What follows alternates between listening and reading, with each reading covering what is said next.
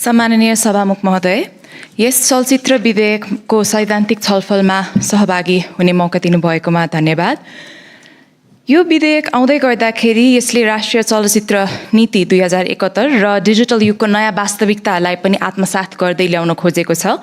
नेपालको चलचित्र विकास बोर्डलाई स्वायत्त र अधिकार सम्पन्न नियामक निकायको रूपमा, रेगुलेटरी बडीको रूपमा पुनर्संरचना गर्ने पनि यसले सोचेको छ।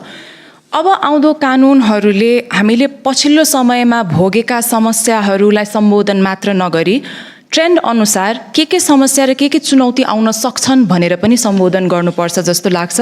पूर्ववक्ता सांसदज्यूहरूले पनि धेरै चिजहरू औँल्याइसक्नु भएको छ। अरेन्ज इकोनोमीलाई जुन अहिले एड्रेस हुँदैछ, क्रिएटिभ इकोनोमीलाई एड्रेस हुँदैछ, यो निकै सकारात्मक कुरा हो।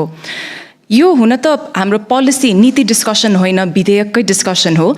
त्यसैले 6वटा बुदामा चाहिँ आफ्ना केही कुराहरू राख्न अनुमति चाहे। पहिलो कुरा त यसको परिभाषामा नै पूर्ववक्ता सांसदज्यूले पनि भनिहाल्नुभयो, चलचित्रको परिभाषा के भनेर निकै स्पष्टीकरण हुन जरुरी छ।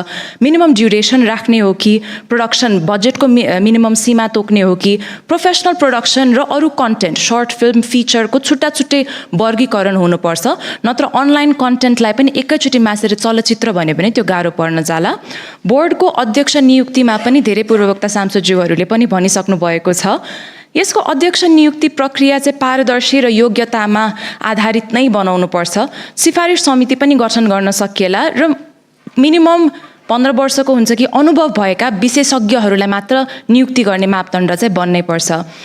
डिजिटल प्लेटफर्मको कुरा पनि धेरै आए। विदेशी ओटिटी प्लेटफर्महरूको लागि हामीलाई छुट्टै फ्रेमवर्क नै चाहिन्छ। नेपाल टेलिकम्युनिकेसन अथोरिटी, आइटी मिनिस्ट्रीसँग चाहिँ समन्वय गरेर जियो ब्लकिङको पनि अघि कुराहरू आइसकेका छन्। कम्प्लायन्स मेकानिजम चाहिँ बनाउनुपर्छ। जाँच समितिको विवेकाधीन अधिकारको पनि दुरुपयोगको जोखिम राखेको देखिन्छ। प्रतिबन्धको आधारहरू हामीले स्पेसिफिक चाहिँ बनाउनुपर्छ जस्तो लाग्छ। स्पष्ट गाइडलाइनहरू पनि हुनुपर्छन्, जस्तो डिस्क्लेमर थप्ने, कुनै सबै चिजहरूलाई सेन्सर नै गरिहाल्न, काटछाँट नै गरिरहँदाखेरि चाहिँ स्टोरी लाइनमा पनि क्षति पुग्न जाने हुँदाखेरि बरु अल्टरनेटिभ सल्युसन दिने हो, डिस्क्लेमर दिने हो कि एज रिस्ट्रिक्सन थप्ने हो, त्यस्ता कुरा पनि गर्नुपर्छ। क्लासिफिकेसन वर्गीकरणका कुरा अघि आइसकेका छन्।